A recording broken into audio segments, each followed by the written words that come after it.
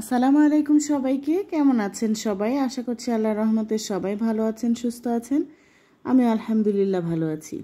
মাত্র একটি ডিম দিয়ে তৈরি করব আজকে সুজির একটি নাস্তা। আশা করছি শেষ পর্যন্ত আমার সাথেই থাকবেন, ভিডিওটা আপনাদের কাছে ভালো লাগবে। আমার বাচ্চারা তো খুবই পছন্দ করে এই নাস্তাটি।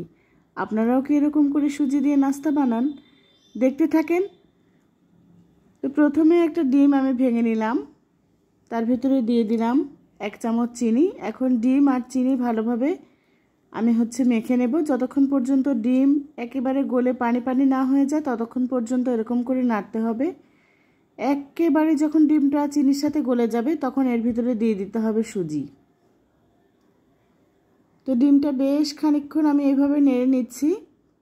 আর ডিম যদি ফ্রিজের হয় তাহলে অবশ্যই আপনারা বের করে আধা ঘন্টার মতো বাইরে রাখবেন, তারপরে এই নাস্তাটি বানাবেন। তা না হলে কিন্তু ভাজার সময় অসুবিধা হবে।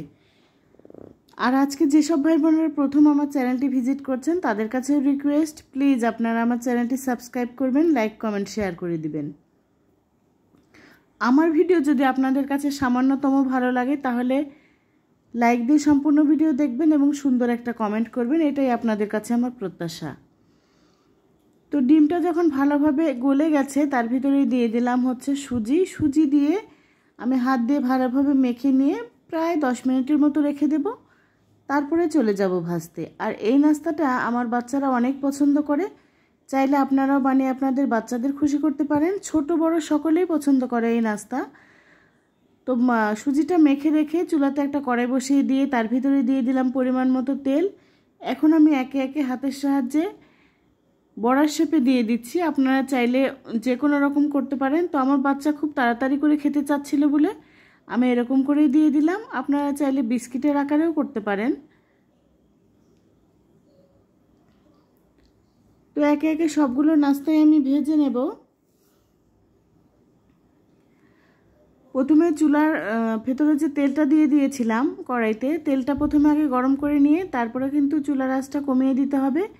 আর এপাশ ওপাশ উল্টিয়ে নিয়ে ভেজে নিলেই রেডি হয়ে যাবে আমার সুজির এই পিঠা বলেন, বড়া বলেন, আর অনেকে কেক বলে। যেহেতু আমি কেকের মতো করে বানাইনি তাই আমি কেক বললাম না, আমি বড়ার আকারেই বানিয়েছি। খেতে কিন্তু অনেক টেস্টি হয়। আপনারা চাইলে মেহমান আসলেও এই নাস্তাটি বানাতে পারেন। আমি যতবার মেহমানদের এই নাস্তাটি বানিয়ে খাইয়েছি তারা কিন্তু অনেক প্রশংসা করেছে, বলেছে ভাবি অনেক টেস্টি হয়েছে আপনার এই সুজির নাস্তাটি, এবং আমার কাছ থেকে রেসিপিও শিখে গেছে তারা। আপনারাও কিন্তু এরকম করে বানিয়ে বাচ্চাদের বড়দের খুশি করতে পারেন। সাথে থাকার জন্য ধন্যবাদ। আজ এ পর্যন্তই। আসসালামু আলাইকুম।